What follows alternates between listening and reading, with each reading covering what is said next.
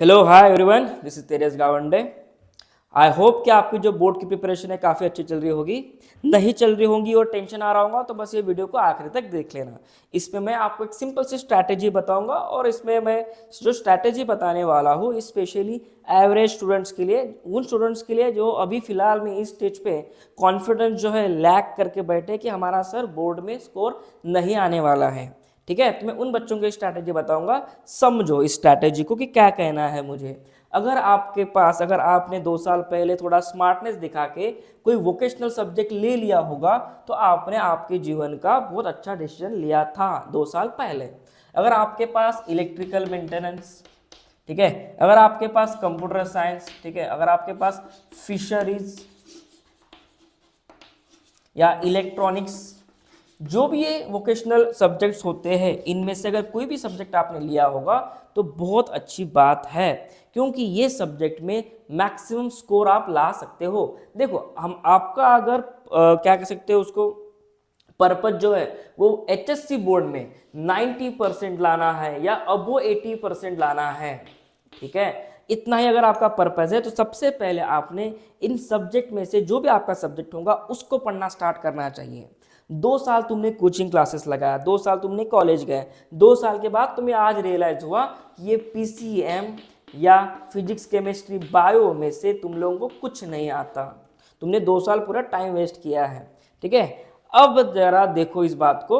आपका हो सकता है जिन बच्चों का पीसीएम है उन बच्चों को मैथ्स जनरली अच्छा लग जाता है और मैथ्स काफ़ी बच्चों का स्ट्रांग भी होता है, और पीसीबी में जिन बच्चों का बायोलॉजी है उन बच्चों का बायोलॉजी काफ़ी अच्छा होता है। रहता सवाल इन दो सब्जेक्ट का, फिजिक्स और केमिस्ट्री। 2 साल कितना भी तुमने पढ़ लिया, 2 साल तुमने हर रोज क्लासेस करे होंगे, स्टिल तुम्हारा फिजिक्स केमिस्ट्री वीक ही होगा। लेकिन जिसको तुमने 2 साल इग्नोर किया था ना, ये सब्जेक्ट को अगर तुमने 2 साल अच्छे से पढ़ा होता ना, आज तुम्हारा कॉन्फिडेंस कहीं और ही होता। लेकिन खैर कोई बात नहीं, जितना टाइम अपने पास अवेलेबल है उसको यूटिलाइज करो। ये सब्जेक्ट जो है बच्चों, इनको पहली प्रायोरिटी दो। इनका वेटेज तुम्हारे बोर्ड में 200 मार्क का है, उसमें से 100 मार्क तो तुमको प्रैक्टिकल ही मिलते होंगे। ठीक है, इलेक्ट्रिकल मेंटेनेंस में मेरे ख्याल से 120 मार्क का प्रैक्टिकल होता है, जो भी है, लेकिन 100 मार्क्स तुमको कॉलेज से ही मिलने वाले हैं। तो तुम जिनकी बच्चों के पास ये सब्जेक्ट है उनकी तो ऑलरेडी 7-8% से लीड मिल गई उनको। तो क्लियर। तो सबसे पहले आपको आपका वोकेशनल सब्जेक्ट पे ध्यान देना है बचे हुए दिन में। उसके बाद आता है बच्चों इंग्लिश, जिसकी ट्यूशन आपने लास्ट के 2 महीने में लगाई होगी।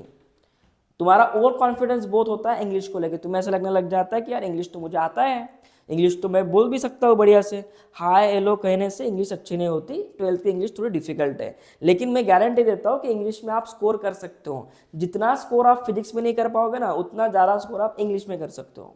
आया ध्यान में। अगर हम सिर्फ बोर्ड्स के पॉइंट ऑफ व्यू से देखें, थोड़ा स्मार्टली सोचो।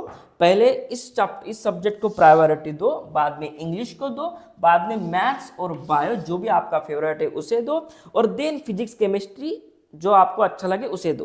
क्योंकि देखो बच्चों, सिंपल सा मैं बात बताता हूँ आपको।